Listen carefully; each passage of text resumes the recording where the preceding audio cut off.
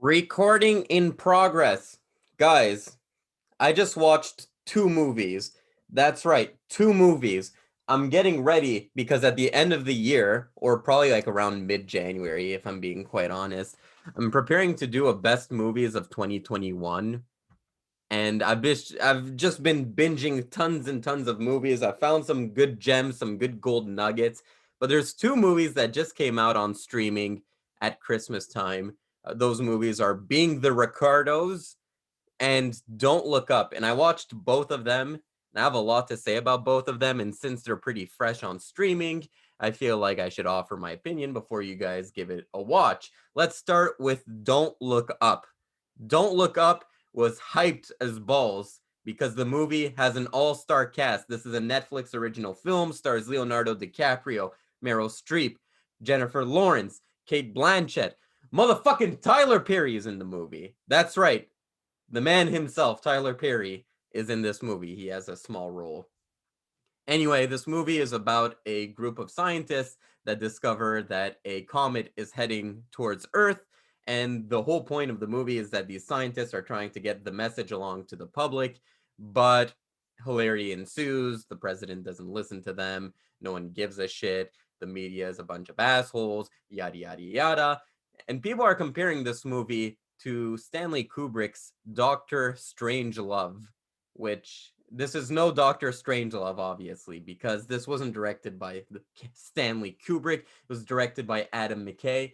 Adam McKay, let's talk about him. He made some of the best comedies. He made Talladega Nights, household classic of mine. He made Step Brothers, another household classic of mine. And then he kind of switched gears and started making more serious stuff.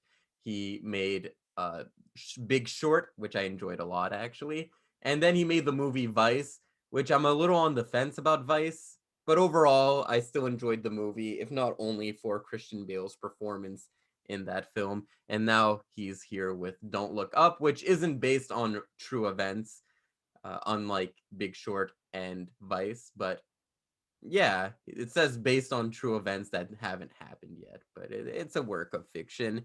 Or is it? Guys, this movie was a mess. It was the biggest, messiest movie ever. And just like any mess, there's parts of the mess you enjoy and then parts that you don't enjoy. The one thing I liked about this was DiCaprio's performance. And I usually don't like DiCaprio. Everyone is all on board on the DiCaprio hype train. Everyone's like, oh, he's like the best actor ever. I'm like, no.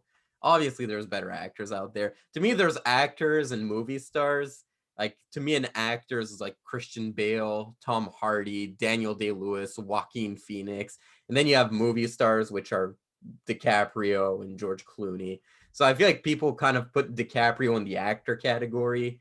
Yeah, DiCaprio's all right, and but he does do a good job in this movie, and a better performance than I've seen of him as of late. I liked him in the last Tarantino movie, but yeah, he was good in this movie. Could it be because he has a sincere passion for global warming, and this movie is kind of about global warming? Yeah, probably that's why he's a bit more passionate in this movie. Other than that, it was Jennifer Lawrence. I thought her performance was it was Jennifer Lawrence. They have a lot of really big stars just doing very small roles. Like Timothy Chalamet is in this movie, and he's not really given much to do.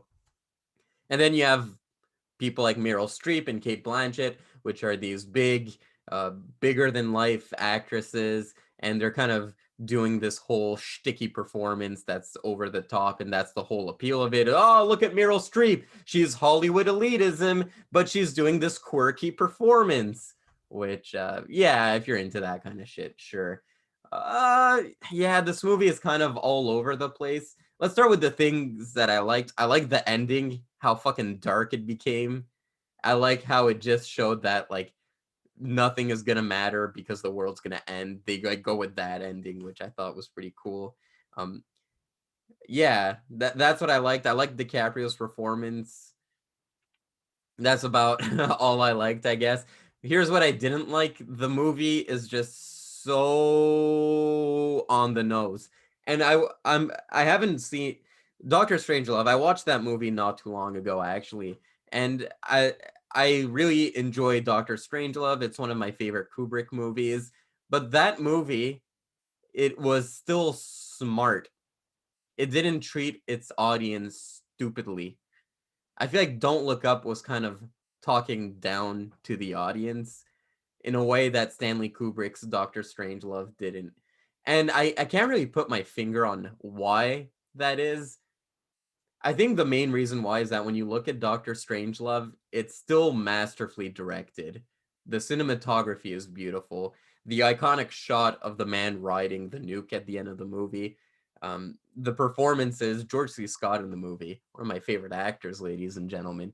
But it still had some masterclass directing, and it's a similar premise. It's just Doctor Strangelove is dealing with nuclear warfare, and this is dealing more with uh, environmental threats. So they are pretty similar movies, but it's just this movie's directing was just awful.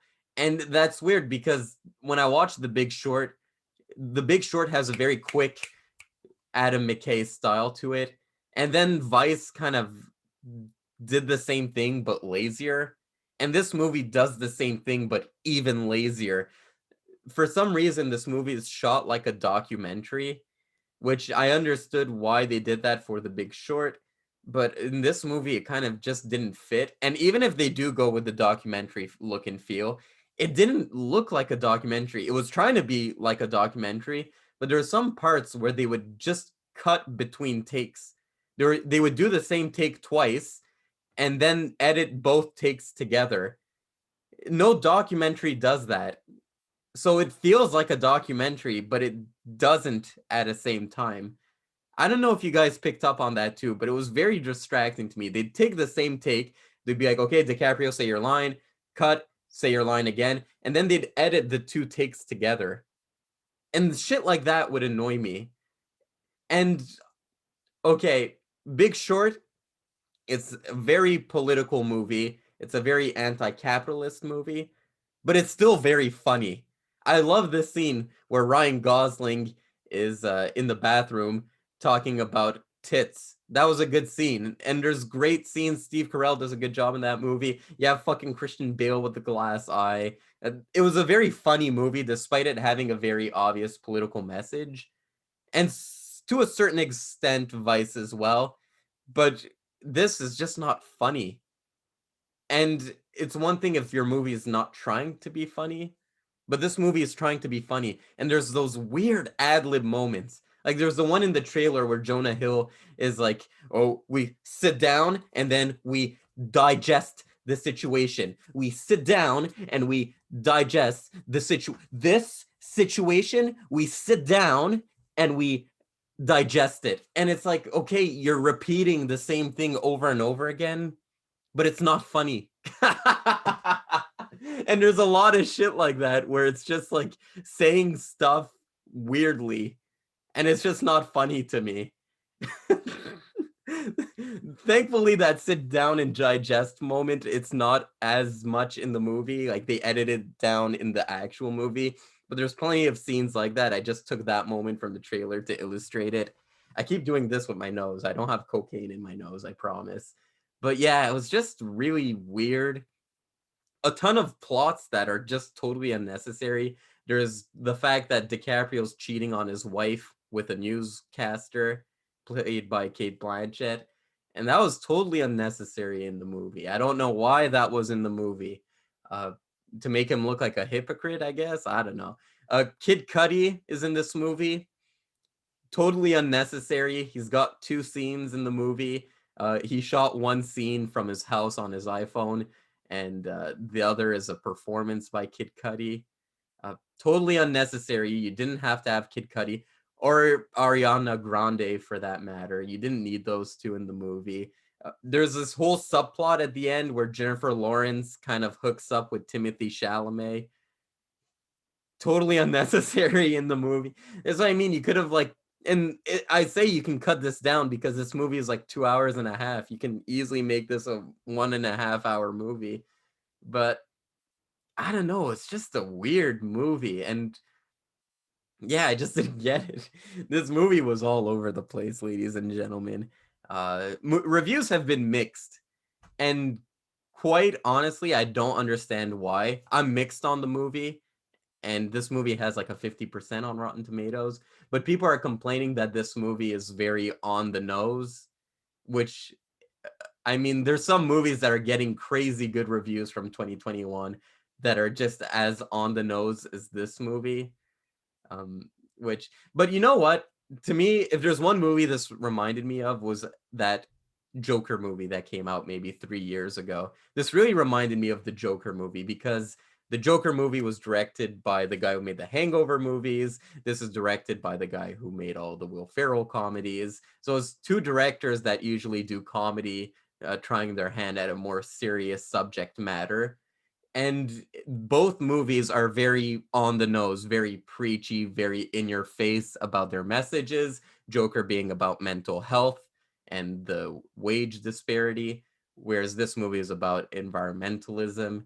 So they're very on the nose movies, but at least they're kind of starting a conversation about like stuff that are kind of positive. I have a lot of friends that texted me, "Hey, I just watched Don't Look Up," and I'm like, "Okay, yeah." So people are watching this movie and it has like a message I agree with, which is protect the environment, which I agree with the message, but it doesn't make for a good movie, I guess.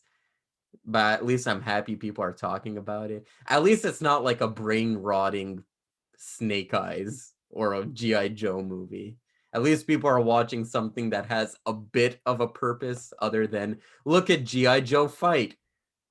But it doesn't make for a good movie. This movie's kind of just all over the place, and it kind of feels like Netflix is just flexing, like, oh, look at all our star-studded cast.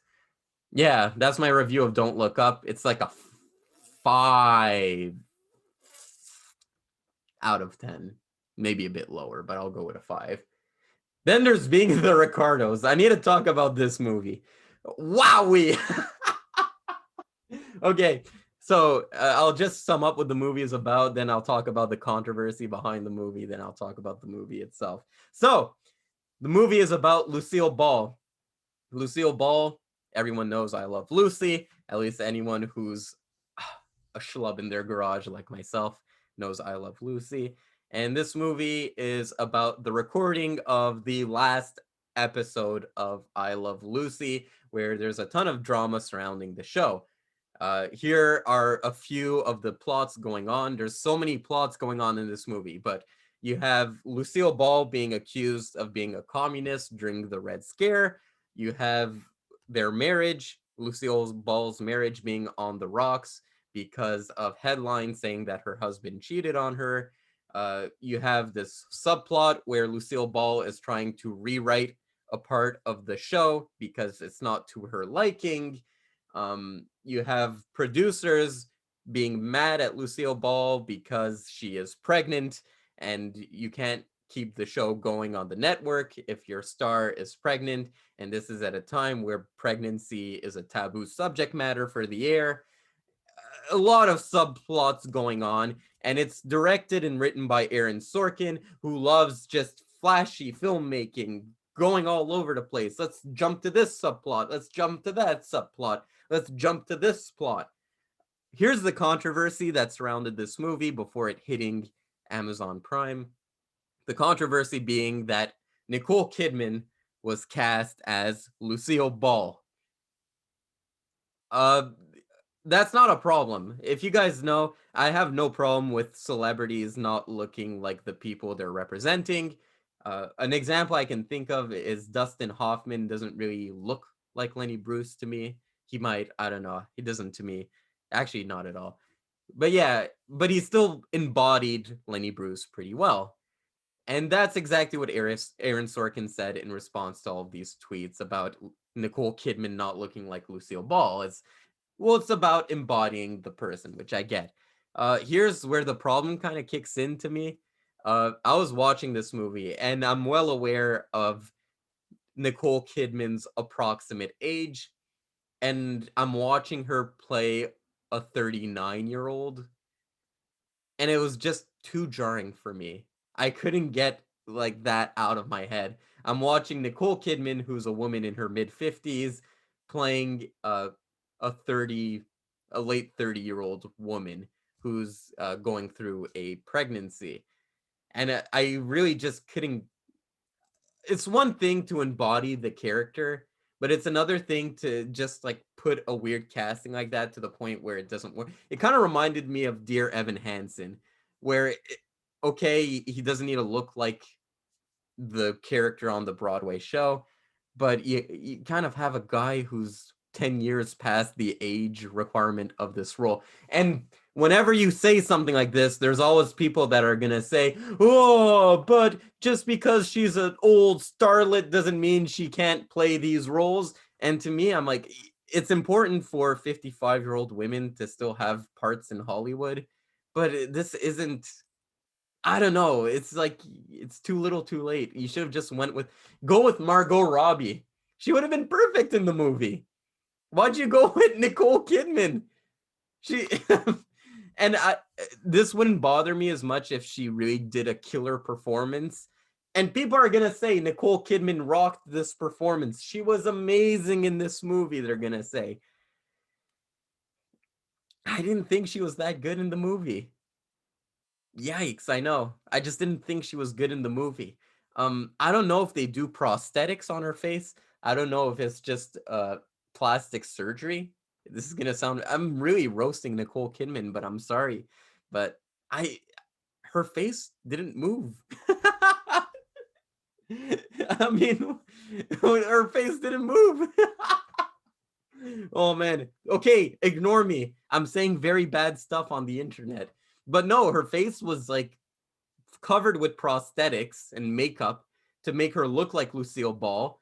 And meanwhile, you have the director of this movie saying, well, it doesn't matter if she actually looks like Lucille Ball. Okay, so why did you cover her with prosthetics and makeup to mute her performance?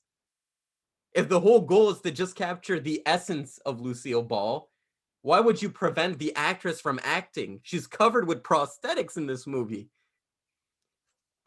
Like, to me, they should have went like Javier Bardem in this movie. He's not at all like the real Ricardo guy. He's not at all like him.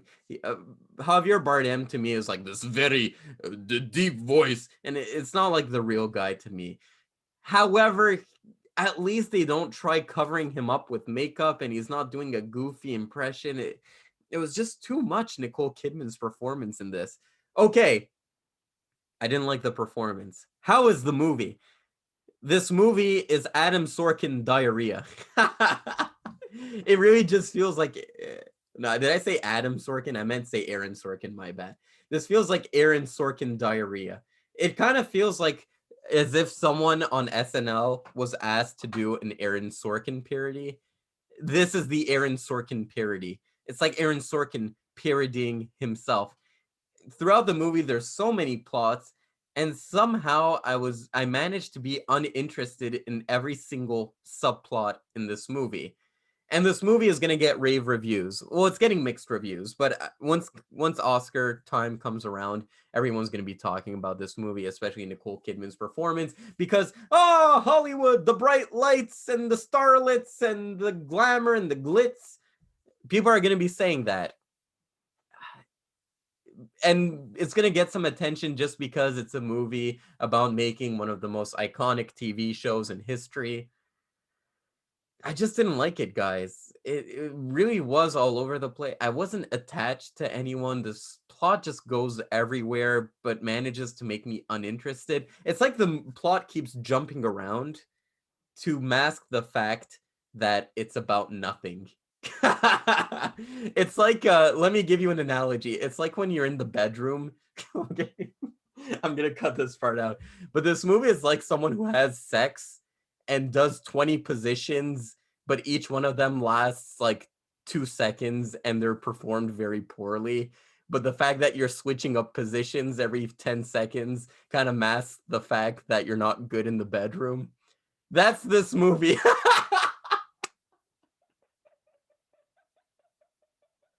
All right, guys.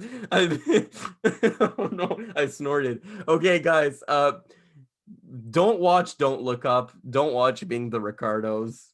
Kind of two boring movies, in my opinion. Don't worry, guys. Wait till mid-January, where I have my 2021 movie roundup, and I'll tell you which movies to watch. Don't Look Up and Being the Ricardos are not movies you should be watching. All right, I'll see you guys around.